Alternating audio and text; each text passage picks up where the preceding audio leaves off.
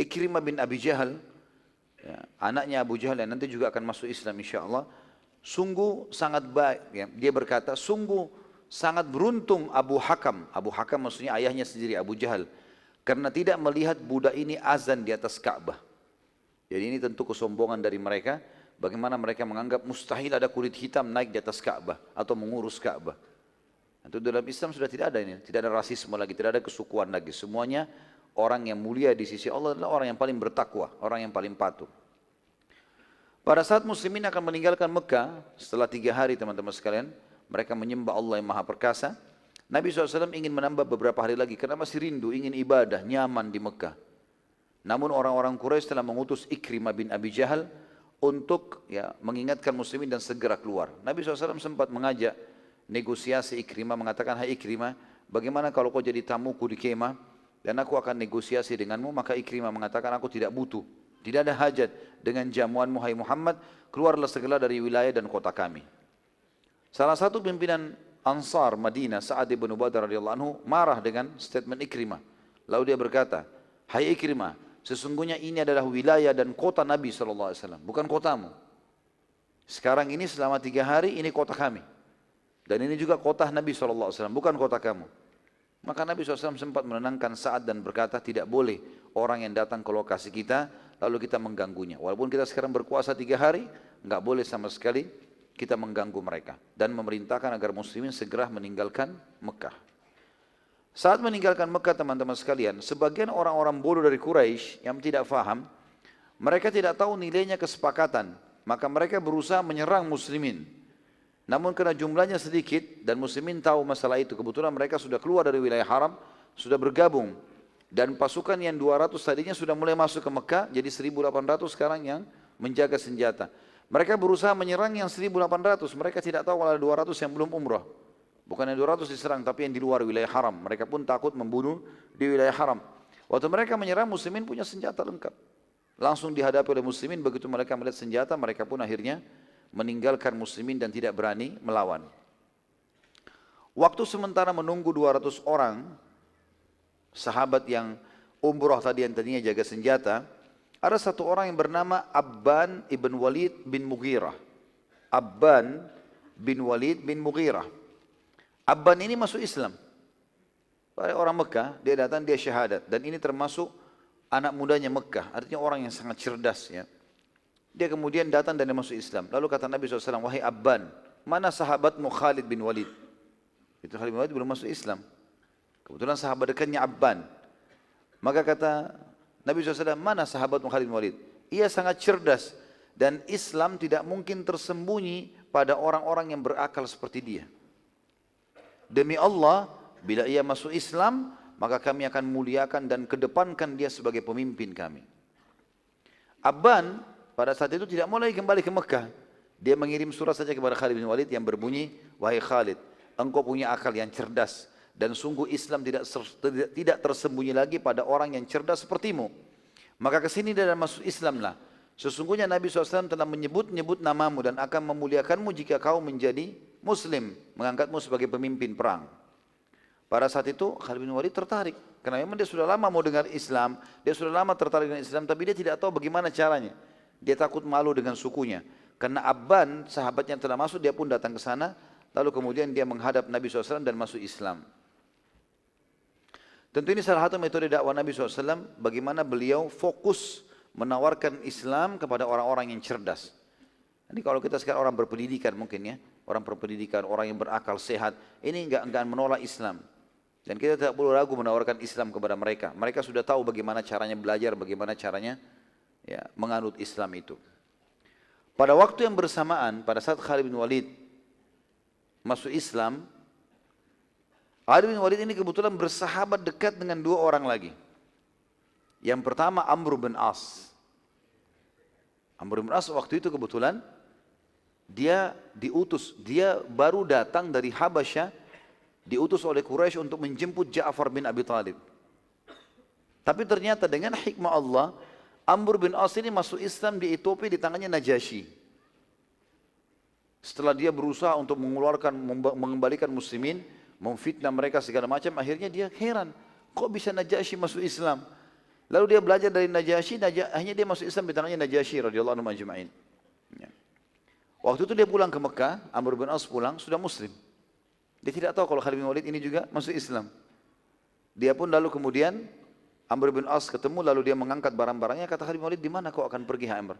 Kenapa kau bawa barang-barangmu? Kata Amr, saya mau ke Madinah. Ya. Kata Khalid, apakah kau telah meninggalkan agama nenek moyangmu? Kata Amr, iya, dan aku sudah masuk Islam. Amr lalu banyak menceritakan tentang Islam dan bagaimana Raja Najasyi proses masuk Islamnya, bagaimana Najasyi raja yang terkenal waktu itu, raja yang sangat kuat, kaya, pintar, seorang pendeta masuk Islam. Maka Khalid pun akhirnya mengatakan, baiklah kalau begitu. Saya pun sudah masuk Islam.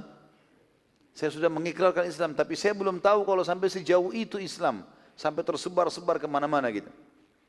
Maka keduanya akhirnya sepakat ya, untuk sama-sama ke Madinah. Amr bin As waktu lagi radhiyallahu anhu lagi mengambil barang-barangnya dan ngobrol sama Khalid, dia mau pamit sama seorang temannya, sahabat dekatnya, namanya Uthman bin Talha. Uthman bin Talha seumur, sebaya dengan mereka dan juga seorang kesatria terkenal, punya kiprah banyak setelah masuk Islam nanti. Uthman bin Talha sama kedudukannya, Uthman bin Talha, Amr bin As dengan Khalid bin Walid, tiga-tiganya terkenal dengan keterampilan perang, gitu kan. Maka Amr bin As pun menawarkan Islam kepada sahabatnya, menjelaskan segala macam tentang Islam. Akhirnya masuk Islamlah Uthman bin Talha. Waktu itu Nabi SAW sudah tiba di Madinah setelah pulang dari Umrah Qadha. Lalu tibalah 3 orang ini. Waktu tiba di pintu gerbang Madinah, ya, pada saat itu tepatnya di bulan Muharram di tahun 8 Hijriah. Jadi sudah selesai musim haji, karena tadinya itu umrah kan di bulan Syawal. Habis akhir Syawal, Nabi SAW tiba di Madinah. Bulan Dzulqa'dah, bulan Zulhijjah, awal bulan Muharram, tahun 8 Hijriah, Khalid bin Walid dengan Amr bin As dan sahabat-sahabat ini, dan At-Talha ini berangkat menuju Uthman bin Talha berangkat ke Madinah. Waktu tiba di dalam pintu gerbang Madinah, dan sudah dekat dengan masjid Nabi SAW, Nabi lihat ketiganya datang. Kata Nabi SAW, telah datang kepada kalian pemuda-pemuda terbaiknya Quraisy. Ini 3 orang yang datang ini pemuka terhebatnya anak-anak muda Quraisy. Mereka akan punya peran yang sama sebagai kesatria perang dalam Islam. Dan pada waktu yang bersamaan teman-teman sekalian juga datanglah di bulan Jumadil Awal. Tadi itu bulan Muharram ya. 3 orang ini hanya tinggal di Madinah. Kemudian di bulan di bulan Jumadil Awal datang satu suku, Khuza'ah, yang menjadi sekutu Nabi SAW. Waktu tadinya mereka masih dalam keadaan kafir. Datang kemudian mereka juga mengikrarkan masuk Islam semuanya. Ini tentu kisah tentang Umrah Al-Qadha. Dan tentu saja teman-teman sekalian pertemuan akan datang insyaAllah. Kita akan masuk ke surat-surat Nabi SAW yang tertujukan kepada raja-raja dunia. Dan bagaimana ini menandakan penyempurnaan agama Islam, karena memang dasarnya mereka akan masuk Islam sebagaimana kita lihat nanti. Di antaranya surat kepada Herakl, surat kepada Muqaykis dan banyak raja-raja yang lain, dan bagaimana fenomena kejadian pada saat itu. Dan kita tutup teman-teman sekalian dan pelajaran yang bisa kita ambil dari Umrah Al-Qadha. Yang pertama, kalau terjadi seorang muslim terlanjur pergi untuk umrah, kemudian ternyata ada halangan syar'i, terutama kalau terjadi peperangan ya. Tentu sekarang alhamdulillah tidak ada ini. Tapi kalau terjadi peperangan atau ada uzur, setelah dia lewat miqat, dia nggak bisa. Allahu alam apa itu, gempa kah, banjir kah, apa saja, dan tidak memungkinkan mereka masuk ke Mekah, maka hukum syar'inya adalah mereka bertahallul. Tahallul, kemudian mereka pulang ke negara masing-masing. Ini diambil dari Umrah Qadha, karena begitu yang terjadi pada tahun sebelumnya di kesepakatan Hudaybiyah. Dan ternyata ini juga kata ulama hukum fikihnya, sunnahnya dia menggantinya di waktu kalau muslimin sudah merasa aman. Terbukti Nabi SAW umrah di waktu itu. Yang kedua, pentingnya muslimin untuk istiqamah dalam menerapkan agama mereka. Dan mereka harus yakin dengan janji-janji Allah walaupun melalui proses-prosesnya. Artinya ada proses. Nabi SAW dipastikan akan menang, sebagaimana kita juga akan takluk nanti Mekah. Tetapi Nabi SAW melalui prosesnya dan nikmati proses itu. Nikmati proses teman-teman sekalian, kita proses dalam istiqamah ini adalah butuh kesabaran, butuh ada proses, maka tetap istiqamah saja. Yang ketiga, perlunya kaum muslimin menunjukkan kekuatan di depan orang-orang non-muslim kalau memang terjadi perseteruan di antara mereka. Tentu tidak terjadi kalau negara lagi tidak ada apa-apa. Misalnya antara Indonesia sama negara satu non-muslim tidak ada masalah, maka tidak perlu kita tunjukkan itu. Tapi di saat ada permasalahan yang terjadi, misalnya terjadi memang peperangan, kemudian juga terjadi kesepakatan damai dulu beberapa saat. Di situ muslimin tidak boleh lengah. Mereka harus menunjukkan kekuatan. Terlebih lagi kalau keluar isu, oh umat Islam sekarang sudah lemah, makanya mereka damai. Di situ kita dianjurkan dalam pelajaran Umrah Qadha ini menunjukkan kekuatan muslimin. Bagaimana mereka menunjukkan kekuatan. Nabi SAW tunjukkan itu tadi waktu mereka jalan. Pelajaran yang keempat adalah bolehnya di atas Ka'bah digunakan untuk azan. Jadi ada sebagian orang menganggap tidak boleh Ka'bah dinaikin. Padahal sebenarnya bukan tidak menghormati. Dan memang tidak boleh sembarangan orang. Di zaman Nabi SAW tidak sembarangan orang naik. Nabi sendiri SAW tidak naik ke atas Ka'bah. Tapi waktu itu beliau menyuruh muadzin untuk naik ke atas. Bilal radhiyallahu anhu. Tentu ini juga tidak dianjurkan terjadi di zaman sekarang kata ulama. Ini terjadi di zaman Nabi SAW karena sekarang sudah ada pengeras-pengeras suara. Tapi ini terjadi hukum pada saat itu. Terjadi hukum pada saat itu. Yang keempat teman-teman sekalian, sunnah, ya, tentu ini kalau bisa seseorang muslim masuk ke dalam Ka'bah. Tapi sekarang memang tentu hanya dibukakan untuk tamu-tamu kerajaan. Karena memang muslimin terlalu banyak. Ya, dan dikhawatirkan nanti terjadi fitnah-fitnah yang tidak ketahuan ya, atau tidak diketahui. Karena Ka'bah sangat kecil, jumlah muslimin sekarang sudah miliaran jumlahnya. Ya, yang tawaf itu setiap hari sudah sekian ratusan ribu orang, bahkan jutaan orang gitu kan. Maka dikhawatirkan fitnah tentu ditutup. Tapi termasuk bagian dari sunnah Nabi SAW adalah masuk ke dalam Ka'bah. Yang saya tahu Allahu alam termasuk peserta para perlombaan hafaz Quran atau hafid Quran atau tahfidz Quran di Mekah yang biasa diadakan oleh Rabitan, juga tamu-tamunya diajak ke sana, gitu kan. Dan beberapa tamu-tamu kerajaan tentunya masuk ke sana. Ini termasuk sunnah. Dan di sini Nabi SAW tidak sempat masuk karena tidak diizinkan oleh Quraisy. Tapi kita lihat di pembebasan kota Mekah, beliau masuk ke dalam Ka'bah dan beliau sholat. Bagi teman-teman yang tidak bisa masuk ke dalam fisik yang ada pintunya, maka tentu masuk dalam Ka'bah Hijr Ismail. Ya, jadi kalau misalnya kita perumpamakan ini adalah Ka'bah, di sebelahnya ada lengkungan ya, warna putih marmer, ada 3 lampu, dikasih pintu warna hijau, itu adalah Hijr Ismail. Itu sebenarnya masuk dalam Ka'bah. Dan dibolehkan kita datang ke situ untuk sholat di dalamnya. Tentu sholat 2 rakaat niatnya tahiyat masjid. Ini termasuk sunnah Nabi alaihi assalatu wassalam. Sebagian ulama menambahkan manfaat, mengatakan kalau seseorang menderita penyakit, ya, ini anjuran saja, maka dianjurkan untuk tidak terlalu banyak vakum kecuali tubuhnya sangat lemah. Karena anjuran Nabi SAW di sini untuk bergerak, gitu kan. Dan kita tahu memang agama kita ini agama bergerak. Haji, umroh, sholat, cari nafkah, jihad, agama bergerak. Kita kalau pergi haji teman-teman sekalian jalan, bergerak. Tawaf, sa'i, ya. Jalan antara Arafah, Muzdalifah, Mina, pergi ke Jumrah, gitu kan. Memang agama ini agama bergerak. Dianjurkan, bahkan ulama mengatakan pergi masjid jalan kaki lebih afdal daripada orang bertunggangan. Sampai begitu, jadi disuruh bergerak. Kita tahu ini agama yang bergerak. Maka di sini ada pepatah bahasa Arab yang berbunyi taharrak fa inna fi harakati barakah. Bergeraklah karena di setiap gerak-gerik itu ada berkah. Artinya dianjurkan untuk orang tidak vakum, bergerak. Mungkin kalau kita sekarang dengan olahraga dengan segala macam, ini termasuk hal yang dianjurkan. Selanjutnya adalah perlunya seorang muslim cerdas dan jeli dan tidak boleh tertipu oleh musuh.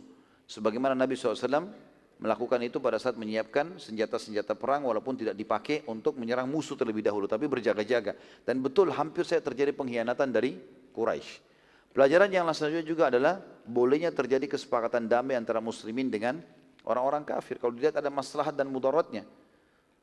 Nabi SAW di perang Khaybar yang sebelumnya kita jelaskan, waktu melihat ada orang-orang Yahudi Fadak, wilayah Fadak, yang berusaha untuk menegosiasi dengan Nabi SAW, Nabi terima. Walaupun Nabi punya pasukan bisa menyerang. Tapi kalau mereka pertama menawarkan diri untuk damai, ya sudah kita damai. Karena kondisi damai teman-teman lebih memudahkan orang-orang kafir masuk Islam dibandingkan peperangan. Karena kalau dalam kondisi damai, kayak kita sekarang Masya Allah, negara-negara Islam banyak damai gitu kan, perdamaian dengan negara kafir, semuanya bisa lintas negara, kita masuk pakai paspor, pakai visa, masuk ke negara manapun bisa masuk gitu kan. Kita sekarang leluasa menawarkan Islam dan ini lebih mudah membuat orang lain terima Islam. Kita bisa sebarin buku, kita bisa berdialog, bebas, nggak ada masalah. Maka ini teman-teman sekalian adalah hal yang lebih penting dibandingkan peperangan. Kalau peperangan, umumnya itu bisa membangkitkan semangat orang mempertahankan agamanya, walaupun dia dalam keadaan salah.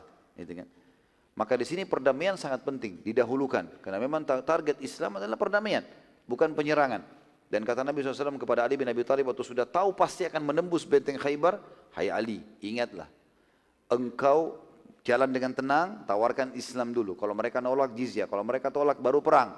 Dan ketahuilah kalau ada satu orang saja dapat hidayah karena kau, karena dakwamu, itu lebih baik daripada unta betina merah. Artinya lebih baik kau menjadi penyebab orang dapat hidayah daripada kau perangi dia. Jangan kalian berharap musuh, kata Nabi SAW dalam juga di Khaybar waktu pertama tiba di benteng Khaybar. Jangan kalian berhadap bertemu musuh, kecilkan takbir kalian. Tapi kalau kalian ketemu kokohlah, gitu kan? Seperti itu.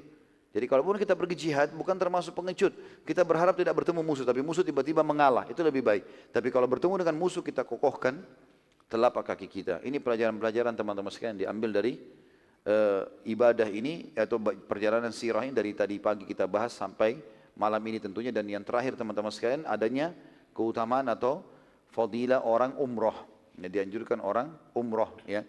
Dan ini bolehnya juga seseorang umroh berulang-ulang kali sebagaimana disebutkan oleh para ahli sejarah atau para ulama tentang masalah umrohnya Nabi SAW. Walaupun ini adalah umroh qadha, tapi tetap beliau berarti seakan-akan melakukan umroh 2 kali, karena 2 kali tahallul. Cuma yang pertama tertahan oleh musuh, lalu kemudian beliau umroh lagi setelahnya. Dan sesuai dengan sabda Nabi SAW juga, antara umroh dengan umroh, pengampunan dosa di antara keduanya kalau dijauhi dosa-dosa besar. Artinya dianjurkan seseorang untuk sering mengulanginya. Juga sabda Nabi SAW, umroh dan haji yang dikerjakan secara berkesinambungan, rutin, akan menghilangkan kesusahan hidup dan kemiskinan sebagaimana api menghilangkan karat dari besi. Allahu a'lam. Baiklah kalau begitu teman-teman, semoga Allah berkahi majelis kita. Dan kita berdoa kepada Sang Pencipta Allah dengan kemahamurahannya untuk menerima seluruh amal yang pernah kita kerjakan tanpa terkecuali sampai menjelang ajal datang nanti. Dan semoga seluruh dosa yang pernah kita kerjakan tanpa terkecuali, sekecil sampai sebesar apapun, diganti dengan kemahamurahannya menjadi pahala. Dan selalu kita doakan negara kita Indonesia agar menjadi negara yang aman, tentram, damai. Seluruh rezekinya dibukakan oleh Allah dari seluruh penjuruhnya, dan seluruh utangnya terlunasi dengan izinnya tentunya. Dan seluruh muslimin di bawah naungan ukhuwah Islamiyah diangkat perselisihan di antara mereka, dan dalam ibadah mereka kembali kepada Al-Quran dan Sunnah. Dan semoga saja seluruh wilayah Islam diberikan pemimpin muslim yang adil yang kembali kepada Al-Quran dan Sunnah. Dan semoga saja Indonesia menjadi contoh bagi negara-negara yang lain.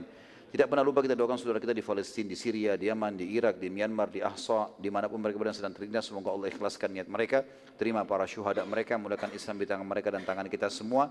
Dan semoga Allah partisipasikan kita bersama mereka di pahala, baik dengan doa, dengan harta, juga dengan jiwa kita. Dan semoga Allah dengan kemahamurannya menyatukan kita semua tanpa terkecuali di surga firdausnya tanpa hisab. Semuanya saya ucapkan dari majelis semua yang mulia ini. Kalau ada benar pasti dari Allah, kalau rasa pasti dari saya, mohon dimaafkan. Subhanakallahumma bihamdika, asyhadu an la ilaha illa anta astaghfiruka wa atubu ilaik. Wassalamualaikum warahmatullahi wabarakatuh.